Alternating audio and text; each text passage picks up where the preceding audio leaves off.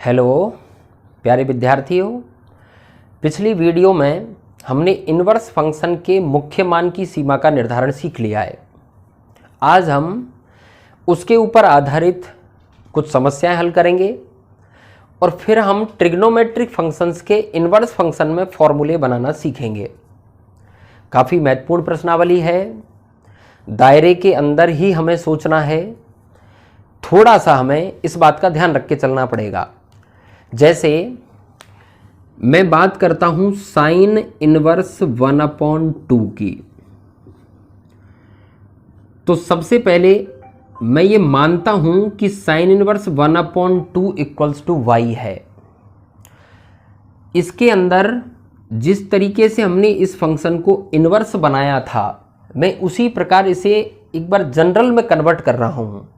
तो sine inverse 1/2 equals to y, इस sine inverse को मैं उस पक्ष में लेकर जाता हूं तो यहां से लिख सकता हूं 1/2 इक्वल्स टू साइन वाई। अब हमें यह सोचना है कि 1/2 साइन में मुख्य मान की सीमा -π/2 से +π/2 के बीच किस एंगल की वैल्यू है। तो आप देखेंगे केवल एक ही एंगल ऐसा है 30 डिग्री जिसकी वैल्यू 1/2 होगी, क्योंकि प्लस का 1/2 90 तक दोबारा नहीं आने वाला है। -π/2 से 0 फोर्थ क्वाड्रेंट है, उसके अंदर पॉजिटिव वैल्यू पॉसिबल ही नहीं है। तो इसलिए हमने मुख्य मान की सीमा से ढूंढा कि यहां केवल और केवल 30 डिग्री की ही वैल्यू 1/2 होगी। इसलिए मैं कंपैरिजन में लिख सकता हूं sine y equals to sine π/6।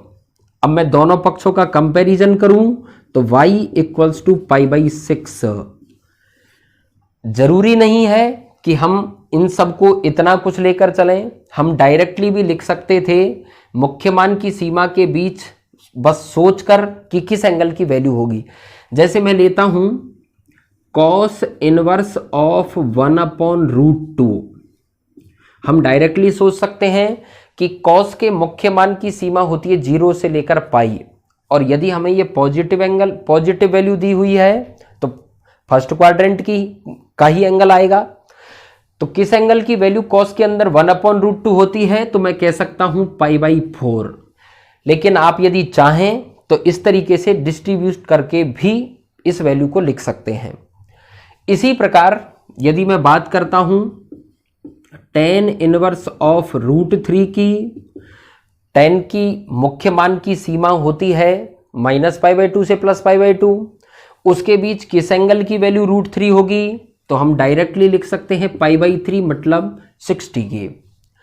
ये मैंने अभी इन तीनों ही एग्जाम्पल्स में केवल पॉजिटिव वैल्यूज ली हैं। आपको फर्स्ट क्वाड्रेंट के बाहर जाने के लिए नेगेटिव वैल्यूज देखनी होंगी, तो उसके लिए मैं लेकर चलता हूं cos इनवर्स ऑफ -1/2। अब हमें यह सोचना पड़ेगा कि मुख्य मान की सीमा cos की 0 से लेकर पाई है, -1/2 0 to 90 के बीच तो नहीं हो सकता। तो अब हमें इसके लिए जाना होगा सेकंड क्वाड्रेंट में। सेकंड क्वाड्रेंट के लिए किस एंगल की वैल्यू -1/2 होगी, उसके लिए भी एक अच्छा तरीका है कि हम जानते हैं कि फर्स्ट क्वाड्रेंट में केवल प्लस की वैल्यू के लिए 1/2 cos में 60 की वैल्यू होती है। तो यदि हमें उसी के लिए सेकंड क्वाड्रेंट का एंगल यदि लिखना है तो हम 180 में से 60 को घटा दें, तो 180 - 60 करेंगे तो हमारे पास आएगा 120। 120 मीन्स 2π/3। इसी प्रकार यदि मैं बात करता हूं tan इनवर्स ऑफ -1 की, तो हम देखेंगे कि tan के अंदर मुख्य मान की सीमा होती है -π/2 से +π/2। अब माइनस का मान यदि है तो इसके एंगल के लिए हमें फोर्थ क्वाड्रेंट में जाना पड़ेगा, -π/2 to 0। तो -π/2 to 0 में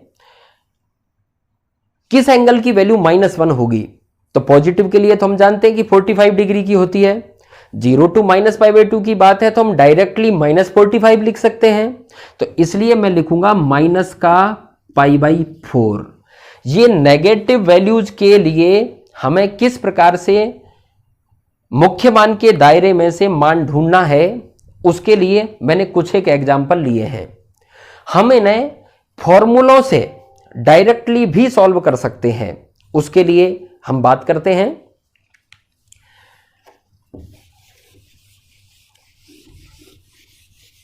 ये तो हम जानते ही हैं कि पॉजिटिव वैल्यू जब भी हमें दी जाएगी तो उसके लिए तो हमें फर्स्ट क्वाड्रेंट ही यूज करना है, 0 to π/2 के बीच ही एंगल आएगा। बात केवल नेगेटिव की है तो उसके लिए हम करें कि यदि कभी साइन इनवर्स के अंदर नेगेटिव वैल्यू आती है तो जिनके मुख्य मान की सीमा -π/2 से लेकर +π/2 है, आपको डायरेक्टली उनके लिए इस माइनस को सीधा बाहर ले लेना है। साइन की मुख्य मान की सीमा -π/2 से π/2 ही है, तो मैंने माइनस को बाहर कर दिया। इसी प्रकार tan की भी मुख्य मान की सीमा -π/2 से +π/2 ही होती है, इसमें से भी माइनस को डायरेक्टली बाहर ले लिया। और इसी प्रकार cosec की मुख्य मान की सीमा भी -π/2 से π/2 है, तो उसके अंदर भी हमने माइनस को डायरेक्टली बाहर ले दिया। जैसे मैंने अभी अभी लिया था tan इनवर्स ऑफ -1, तो हमने ये सोचा कि tan में +1 45 डिग्री की वैल्यू है, तो यदि माइनस आया है तो डायरेक्टली -45 डिग्री।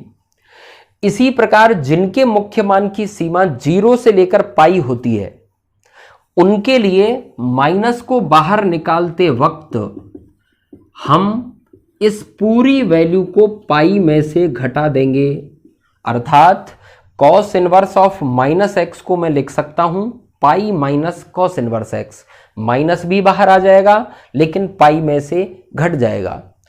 इसी प्रकार 0 से लेकर पाई मुख्य मान की सीमा थी cot की, cot के अंदर भी हम pi minus cot inverse x लिख सकते हैं। और इसी प्रकार हम sec की भी बात करें तो sec inverse of -x equals to pi minus sec inverse x। अब मैं इन दोनों के ही ऊपर कुछ एग्जाम्पल्स की बात करता हूं, तो हम देखेंगे इनमें से मैं लूं तो साइन इनवर्स ऑफ मैंने लिया माइनस का 1/√2। तो यदि हम फॉर्मूला बेस्ड इसे हल करें तो साइन इनवर्स में यदि माइनस आता है तो हम उस माइनस को बाहर निकालेंगे, तो ये माइनस का साइन इनवर्स ऑफ 1/√2 बना। अब हमें केवल ये सोचना है कि फर्स्ट क्वाड्रेंट में ही 1/√2 किस एंगल की वैल्यू होती है, तो 45 डिग्री की, तो हम इसे लिख देंगे माइनस का π/4। इसी प्रकार यदि मैं बात करूं cosec इनवर्स की, cosec इनवर्स ऑफ -2, cosec में भी यदि नेगेटिव वैल्यू आती है तो हम जानते हैं कि हमें उस माइनस को बाहर लेना है। उस माइनस को यदि बाहर लिया तो cosec इनवर्स 2 बना। अब cosec में 2 किस एंगल की वैल्यू है फर्स्ट क्वाड्रेंट में, तो हम जानते हैं कि π/6 की, तो मैं इसे लिख सकता हूं माइनस का π/6। इसी प्रकार हम उस तरफ चलें, मैं लेता हूं cos इनवर्स ऑफ माइनस का √3/2। तो हम जानते हैं कि यदि cos इनवर्स के अंदर नेगेटिव वैल्यू आई है तो हमें इस नेगेटिव को हटाने के लिए पाई में से इसे घटाना होगा, तो मैं लिख सकता हूं pi minus cos inverse of √3/2। अब हमें यह सोचना है कि फर्स्ट क्वाड्रेंट में cos में √3/2 किसकी वैल्यू होती है, तो हम जानते हैं 30 डिग्री की, तो मैं लिख सकता हूं पाई माइनस π/6 मीन्स 5π/6। इसी प्रकार यदि मैं बात करता हूं sec इनवर्स की, sec इनवर्स ऑफ माइनस का √2, sec इनवर्स -√2, माइनस को हटाने के लिए मैं लिख सकता हूं पाई माइनस sec इनवर्स ऑफ √2। हम जानते हैं कि sec में फर्स्ट क्वाड्रेंट में √2 π/4 की वैल्यू होती है, तो मैं पाई में से π/4 घटाऊंगा तो हमें यह मिलेगा 3π/4। हम इन्हीं प्रश्नों को पहले जनरली सोच के भी कर रहे थे कि हमें बस ये पता करना है कि जो भी वैल्यू हमें दी जा रही है वो हमारे मुख्य मान के दायरे में से किस एंगल की वैल्यू है। हम यदि इन फॉर्मूलों की सहायता से करते हैं तो हमें थोड़ी सी सहूलियत मिल जाती है, जिससे गलती के चांसेस थोड़े से कम होते हैं। अब हम देखते हैं, जैसे y बराबर sine x and y equals to sine inverse x, ये हमारा सीधा ट्रिग्नोमेट्रिक फंक्शन है और ये हमारा इनवर्स फंक्शन है। तो ये दोनों एक दूसरे के प्रतिलोम हैं। यदि हम इन दोनों फलनों को संयोजित करते हैं तो ये दोनों एक दूसरे को हटा देंगे। जैसे sine inverse of sine x, ये सीधा फंक्शन हुआ, ये उसका व्युत्क्रम हुआ। तो यदि साइन के ऊपर साइन इनवर्स अप्लाई होगा तो हमें मिलेगा ओनली एक्स। लेकिन इसकी शर्त है, ये केवल तभी होगा जब ये एंगल हमारा मुख्य मान की सीमा में होगा, अर्थात x हमारा -π/2 से +π/2 के बीच ही होना चाहिए। ऐसा हम सभी फंक्शंस पे कर सकते हैं। कॉस इनवर्स के लिए बात की जाए, cos inverse of cos x, तो भी हमें x मिलेगा। शर्त वही है, x मुख्य मान के दायरे में होना आवश्यक है, तो 0 to π। इसी प्रकार बात की जाए tan इनवर्स x की, tan inverse of tan x, तो भी हमें x ही मिलना है। लेकिन शर्त है कि x -π/2 से +π/2 के बीच होना चाहिए। यहाँ इक्वल टू नहीं, -π/2 और π/2 मुख्य मान की सीमा में शामिल नहीं थे। इसी प्रकार बात कॉट इनवर्स की जाए, cot inverse of cot x, तो भी हमें x मिलेगा। लेकिन हमारा जो x है वो 0 से लेकर पाई के बीच होना चाहिए मुख्य मान की सीमा में। इसी प्रकार सेक इनवर्स की बात की जाए, sec inverse of sec x, तो भी हमें x मिलना है। सेक के मुख्य मान की सीमा के बीच ही होना चाहिए और सेक के मुख्य मान की हमारी सीमा थी 0 से लेकर पाई, π/2 को छोड़कर। π/2 आता भी तब है जब x इनफाइनाइट होगा, और हमें इनफाइनाइट वैल्यू मिलेगी नहीं तो हम उसे शामिल भी नहीं करेंगे। अर्थात मैं इसे, आप π/2 को यूं देखना चाहें तो मैं लिख सकता हूं x belongs to 0 to π/2 remaining π/2, π/2 को छोड़कर 0 to π। इसी प्रकार बात कॉसेक की करेंगे हम, cosec inverse of cosec x, तो भी हमें मिलना है x। इसका भी दायरा x बिलोंग्स टू -π/2 से +π/2 रिमेनिंग 0। तो इनवर्स फंक्शन सीधे ट्रिग्नोमेट्रिक फंक्शन को हटा देगा यदि हमारा दिया गया कोण मुख्य मान की सीमा के अंतर्गत हो। जैसे मैं बात करूं साइन इनवर्स ऑफ साइन π/6 की, तो हम देखेंगे कि π/6 साइन की मुख्य मान की सीमा के अंतर्गत आता है। इसलिए हम इस साइन इनवर्स से साइन को कैंसिल करके इसकी डायरेक्टली वैल्यू लिख देंगे π/6। इसी प्रकार कुछ एग्जाम्पल्स हम और करते हैं।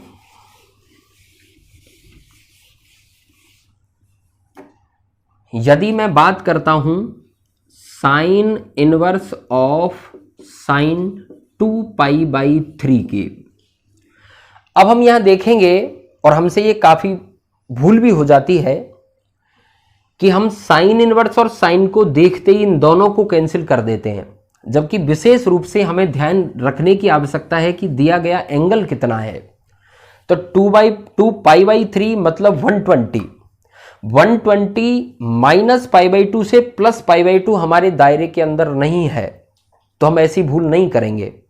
हम पहले इस 120 को -π/2 से +π/2 के बीच कन्वर्ट करेंगे। उसके लिए हम किस प्रकार से करें? साइन इनवर्स ऑफ साइन, मैं इसे लिख सकता हूं पाई माइनस π/3। पाई में से π/3 घटाएंगे तो 2π/3 ही मिलेगा, और हमारे पास यहां पाई में से यदि घटाया है तो इस साइन पर भी कोई इफेक्ट नहीं पड़ने वाला है। इसको यदि हम π/2 + π/6 लिखते तो हमारा साइन कन्वर्ट होके कॉस बन जाता, जो हमारे लिए फिर से समस्या खड़ी हो जाती। इसलिए हमने इसे पाई में से ही घटाया है, जिससे कि हमारे साइन पर कोई इफेक्ट ना पड़े, और पाई माइनस π/3 लिखने पर ये हमारे सेकंड क्वाड्रेंट में हुआ। सेकंड क्वाड्रेंट में साइन पॉजिटिव होता है, इसलिए मैं इसे सीधा ही लिख पाऊंगा साइन इनवर्स ऑफ साइन π/3। अब π/3 हमारे मुख्य मान की सीमा के अंतर्गत है, तो अब हम इस साइन इनवर्स से इस साइन को कैंसिल कर सकते हैं, तो हमें प्राप्त हो जाएगा π/3। इसी प्रकार यदि मैं बात करता हूं कॉस इनवर्स ऑफ कॉस 7 π/6 की, तो आप सबसे पहले ये देखें कि 7 π/6 का मतलब होता है 210, जबकि हमारे कॉस इनवर्स के मुख्य मान की सीमा का दायरा है 0 से लेकर पाई। तो हमें पहले इसे मुख्य मान की सीमा में लाना है पाई के अंदर। उसके लिए इस 7 π/6 को मैं चेंज करके लिख सकता हूं cos of pi plus π/6। Pi plus π/6 7 π/6 हो गया। पाई में जोड़ा है इसलिए इस कॉस पर भी कोई इफेक्ट नहीं होगा, लेकिन पाई प्लस कुछ भी करने पर अब ये क्वाड्रेंट हमारा थर्ड हो गया, और यदि ये थर्ड क्वाड्रेंट है तो थर्ड क्वाड्रेंट में कॉस की वैल्यू होती है नेगेटिव।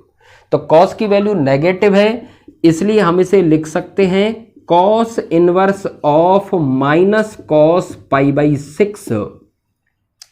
अब साथियों यहां भी विशेष ध्यान दें, हमने अभी पिछले फॉर्मूले में यह पढ़ा है कि यदि कॉस इनवर्स के अंदर वैल्यू नेगेटिव आती है तो इस नेगेटिव को हटाने के लिए हम इसे लिखेंगे pi minus cos inverse of cos π/6। अब मैं इस कॉस इनवर्स से कॉस को कैंसिल कर सकता हूं। कॉस इनवर्स से कॉस को कैंसिल किया तो हमारे पास यहां बचा पाई माइनस π/6 मीन्स 5 π/6।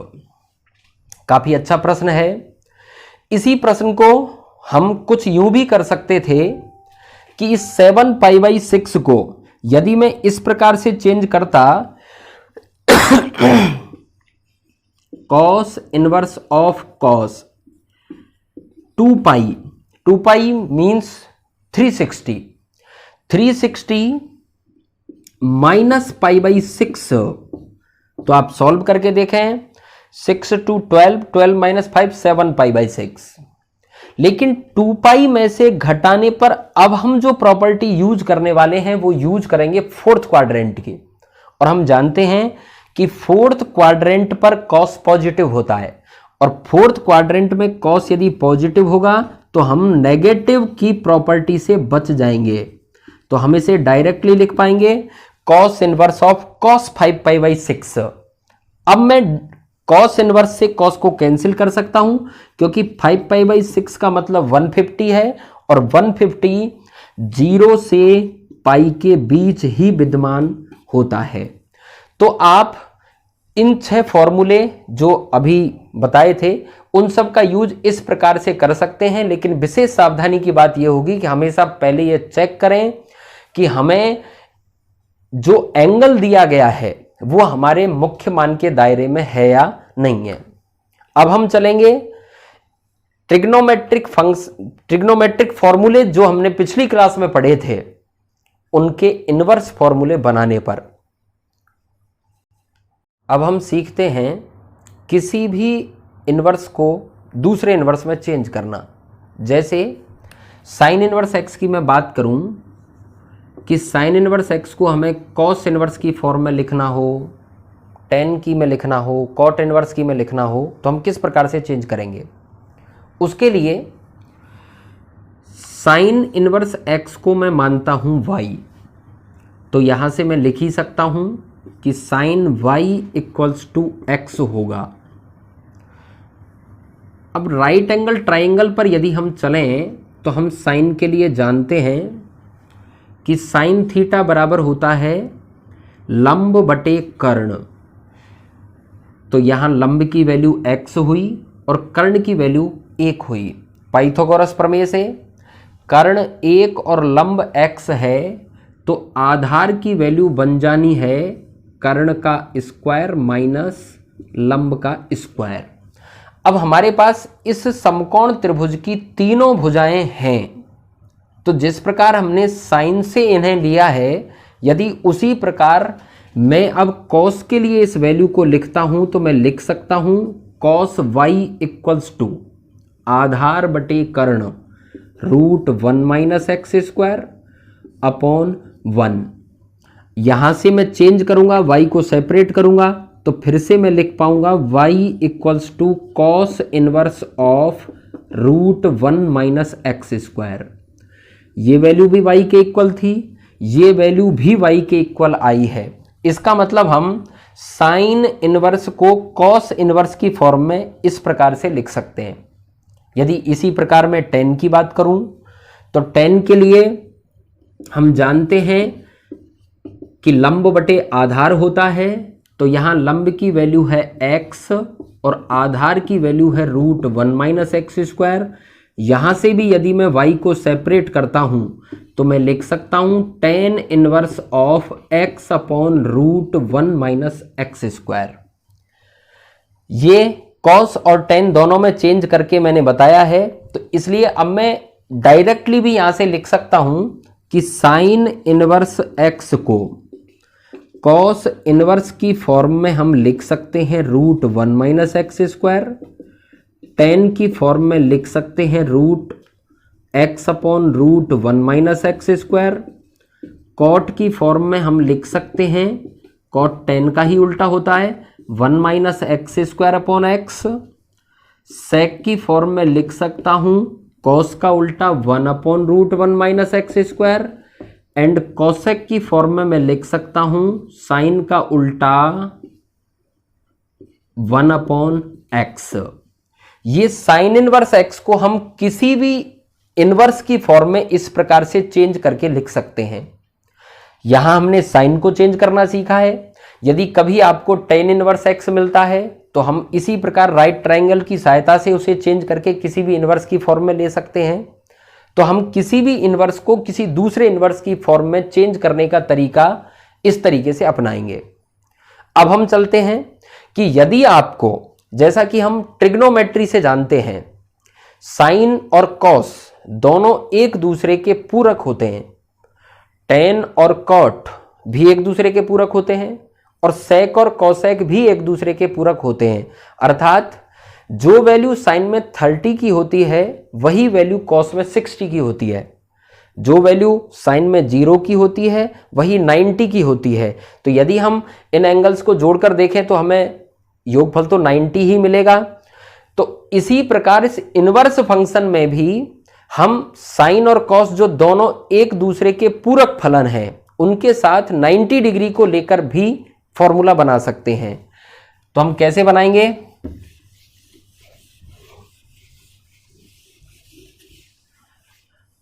साइन और कॉस एक दूसरे के पूरक हैं, इसलिए हम लिख सकते हैं कि sine inverse x plus cos inverse x equals to π/2।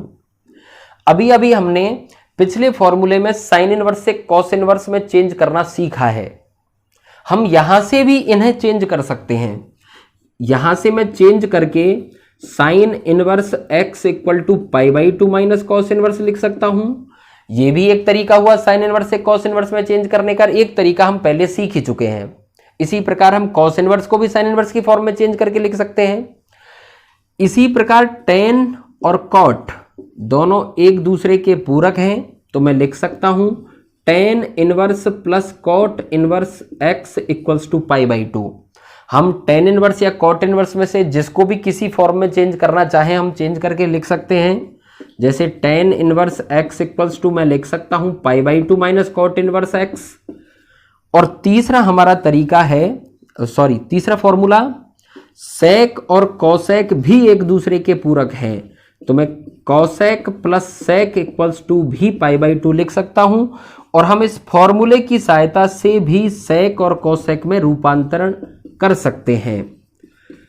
तो यदि हम केवल पूरक फलनों में रूपांतरण चाहते हैं तो हम इन फॉर्मूलों की सहायता से भी कर सकते हैं, और हम किसी भी इनवर्स फंक्शन में यदि बदलना चाहते हैं तो हम पिछले फॉर्मूले की सहायता से बदल सकते हैं।